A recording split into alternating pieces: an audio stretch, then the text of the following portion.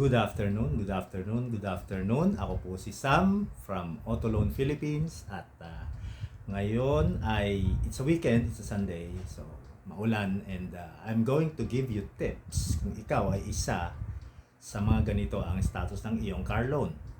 Kung ikaw ay on the verge na ma-repossess na ang kotse mo, paano mo siya maiiwasan, ano mga kailangan mong requirements na i-produce, ano ang mga options mo at pwede mong gawin and saan ka pwedeng pumunta. Again, ako po si Sam from Auto Loan Philippines, ang inyong accredited and professional loan broker. Ako po ay loan broker since 2012 and I am a top loan consultant for many lending companies as well as banks for car loan or yung pagsasangla po. Hindi po ito yung pagbili, pagsasangla ng ORCR without taking the unit. And ngayong umaga po, meron tayong kachat o kausap dito sa Viber. Nasa harap ko ngayon. At siya si Miss Thea. Ang problema niya is, she had a Suzuki Vitara that is 2019. So, almost fully paid na yan kasi most of the car loans ay 5 years ang edad ng kanilang paghuhulog o yung duration ng mortgage. So, 2019 makes it almost 4 years. So, meron na lang siyang natitirang mahigit 1 year to pay. And ang problema niya ngayon, she's having a problem with finance. Nasa abroad siya. Kung paano niya mahuhulugan ngayon yung kotse. So, gusto niyang i-refinance o i-reloan or to opt-in or mag-apply for car loan takeout. And anong mga options niya? Well, ngayon, Miss Thea, sasabihin ko po sa inyo, ito pong Thea, hindi niya po real name, hindi niya complete name niya. So, it's just an alias. FYI. And ito ang mga options mo. Kung ikaw ay merong isang kotse o kagaya ka ni Miss Thea ngayon na namomroblema sa pagbabayad ng iyong car loan o marami ka ng past due.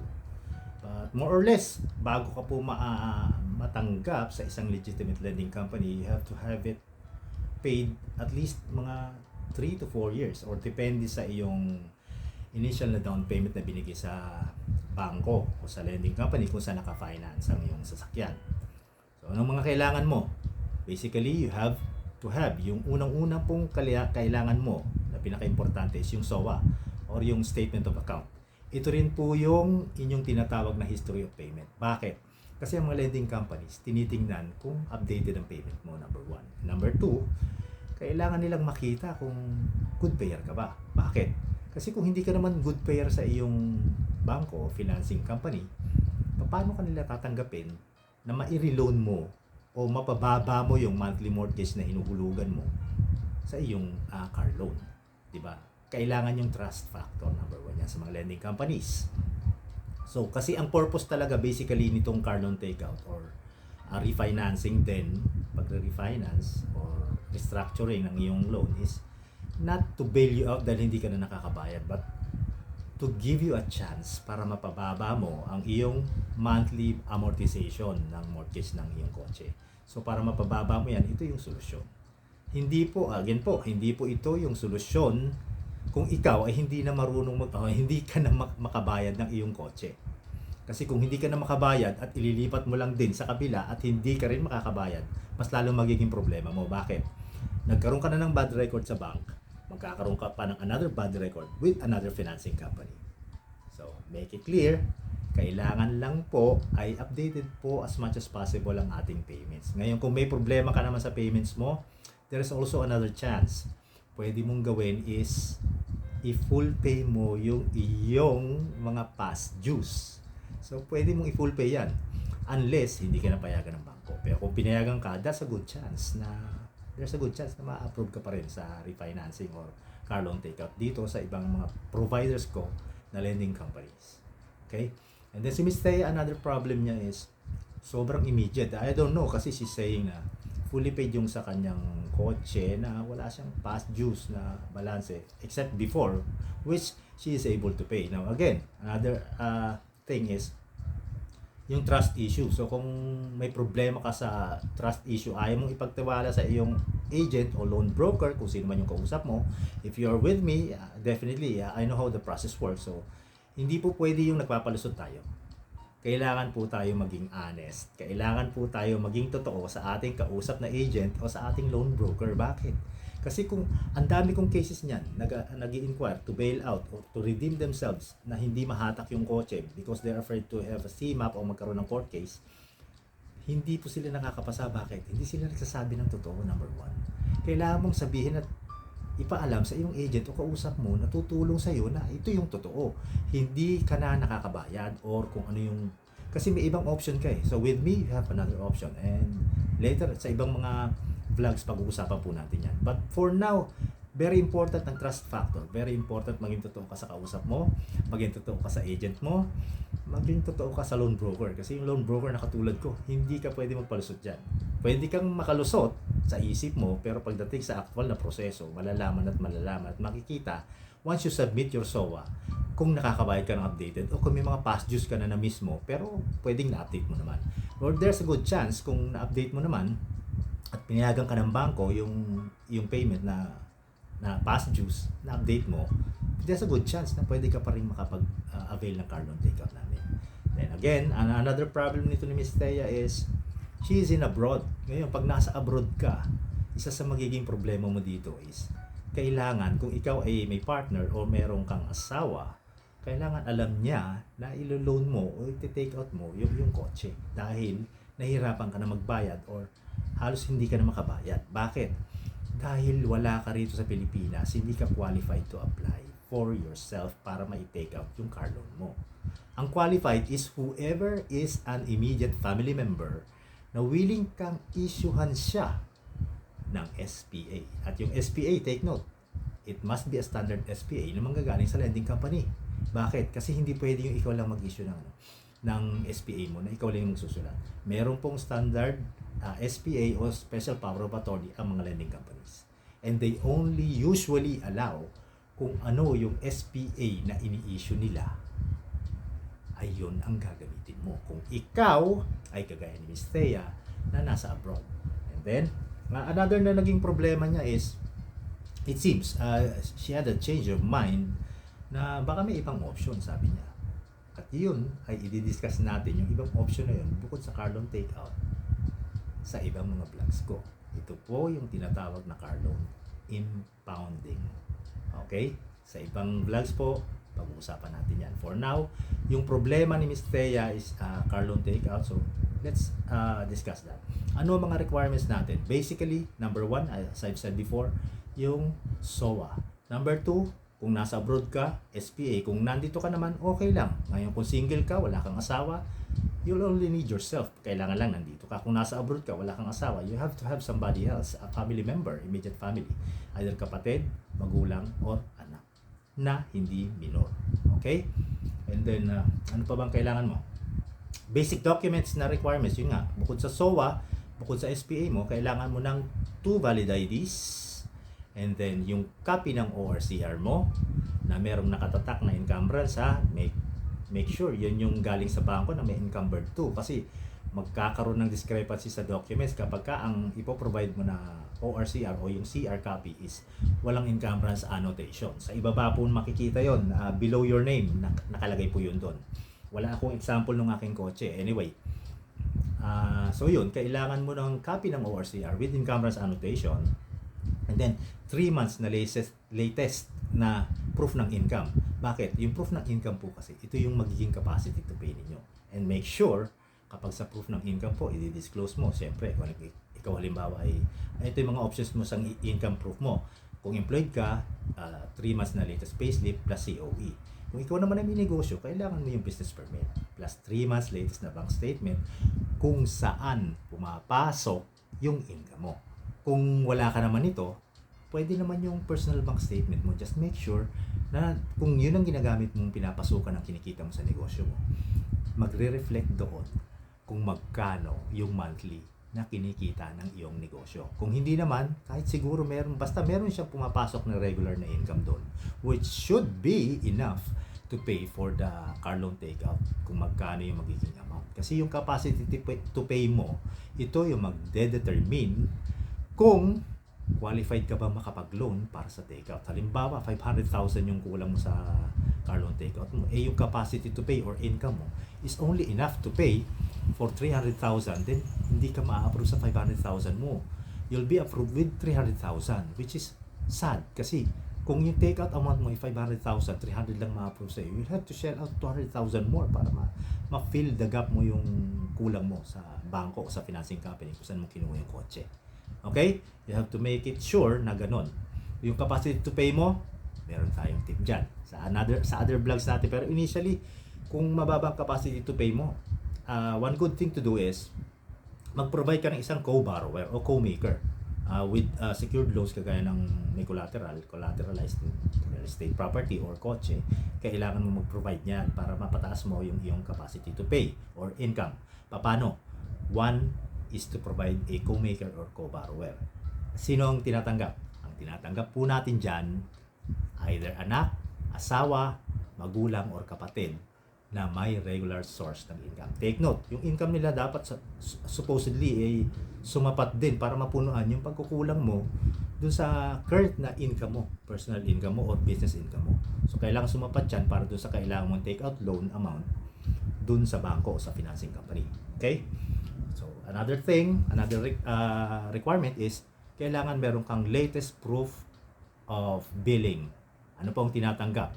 Ang tinatanggap po natin dito is either an electric or water bill. Okay? Kung wala ka naman na electric or water bill na nakapangalan sa'yo, mag-add ka na kahit na any other utility bill or any resibo or anything that proves na ikaw ay nakatira dun sa bahay na yon, na kung saan yung bill ay hindi sa iyo nakapangalan. Okay? So ano pa bang kailangan nating i-discuss? Teka, wait ha. Titignan ko po sa aking spiel dito ay nakalagay po. Ano yung mga kailangan mo? Okay. Ano nga po pala yung car loan takeout? Well, ito, based doon sa unang paliwanag ko, ito po yung loan mo na existing with a bank or financing company is kukunin mo, iti-take out mo at ililipat mo sa ibang financing company kung saan ang purpose is only hindi po yung to bail you out kung hindi ka na nakakabayad. Only to make sure na mapapababa mo yung monthly mong amortization. How does it go? Bakit mo mapapababa? Bakit? Una, halimbawa, 1 milyon ang halaga ng kotse. Ni-loan mo, ang monthly mo ay 20,000 for example, or 28,000. Nakapaghulog ka na ng 3 years, or 3 years or more, or maybe 4 years, or almost more than 5 years, more than 4 years. Ibig sabihin, mababa na lang yung loan mo. Whereas, kung hindi mo siya iti-take out, yung monthly mo, ganun pa rin, 20,000 or 28,000.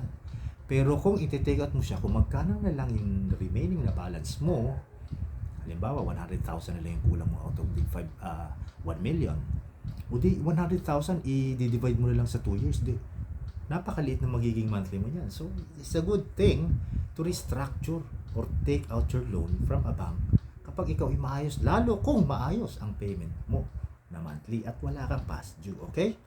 That's one thing. So, yun po ang car loan takeout. Ang purpose, hindi po to bail you out, no? Isisalba ka na hindi ka na nakakahulog.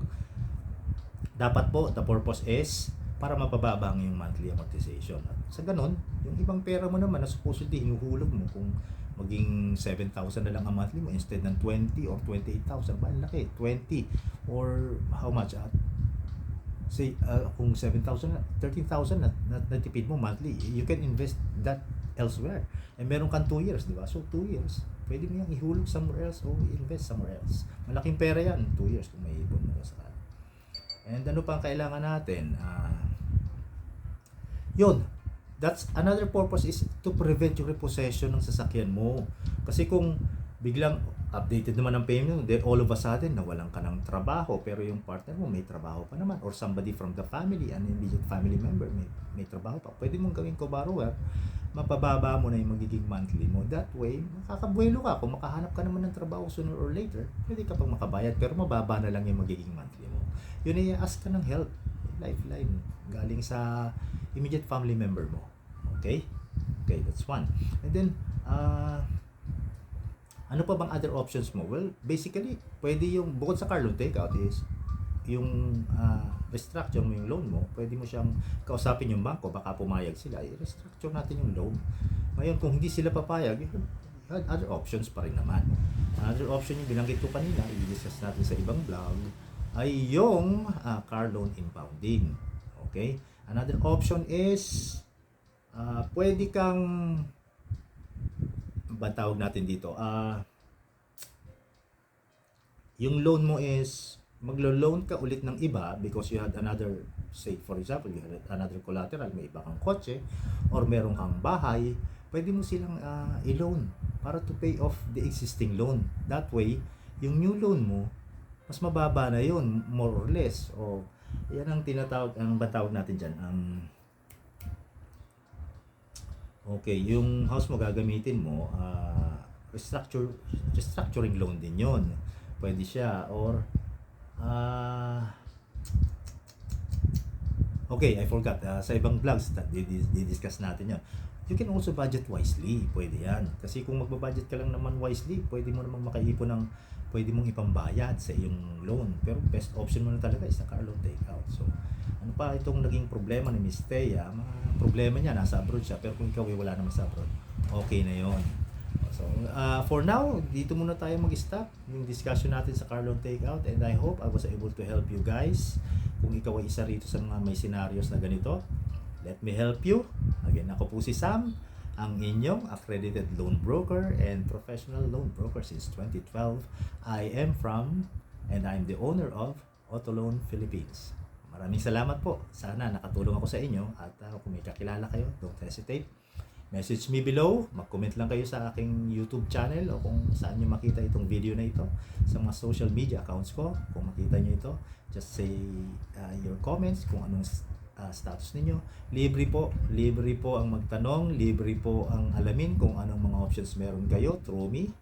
Libre po ang magbigay sa inyo ng tips sapagkat I really wanted to help people para matulungan sila. Marami po yan. I have experience na thousands probably na ang natulungan natin since 2012 para sa kanilang mga loan. And then kung mag-umpisa pa lang kayo mag-loan, let me help you too. Baka bigyan ko kayo ng options. Basta as long as it's a secured loan because hindi po tayo nag-o-offer ng personal loan. Medyo mahirap po sa ngayon na sa pandemic pa rin po tayo and the economy is recovering. So, ang hirap nung non-collateral loan o unsecured loans na i-offer. At mahirap, baka lalo lang tayo malubog dahil mataas po ang interest rate natin dito sa unsecured loans. Whereas sa secured loans, mababa po ang interest rates ng ating mga providers. And luckily, sa Pilipinas, we have many options. Just let me know, message me, PM me sa Messenger. I have my Messenger, ilalagay ko po sa ibaba ng video. I also have my other social media accounts. Pwede nyo pong makita doon. You can also text or call me. Ilalagay ko rin po yung contact numbers natin, my Viber number, WhatsApp number, everything. Lahat ng options ninyo na para makontak ako at matulungan ko kayo, ilalagay natin sa ibaba ng videong ito at huwag nyong kalilimutan na kumontak sa inyong natatanging loan broker na certified loan consultant and top loan consultant ng multiple lending companies and banks. Ako po si Sam Kasungkan from Auto Loan Philippines. Thank you.